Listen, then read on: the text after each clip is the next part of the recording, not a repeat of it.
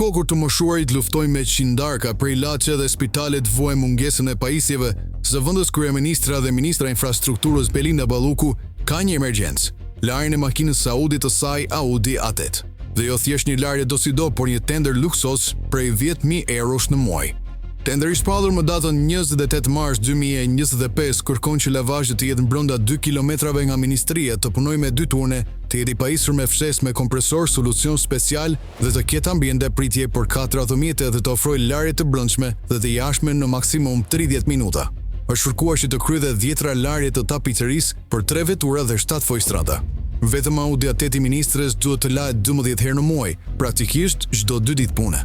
Në listën e flotës përfshihet gjithashtu një Toyota, Volkswagen Touareg, Hyundai, Citroen, Land Rover, Skoda dhe disa Toyota të tjera. E gjitha kjo mbulohet nga fondet publike në një kohë kur qytetarët përballen me mungesën e ujit në banesat e tyre. Dhe kushti final, larja të bëhet me solucion dhe jo furç, detaj që më shumë i shkon një objekti kulti se sa një automjeti.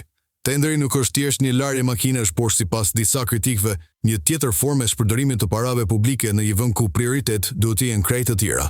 Dhe pyetja që shtrohet është, kjo është pastrim makine apo shpërlarje buxhetit?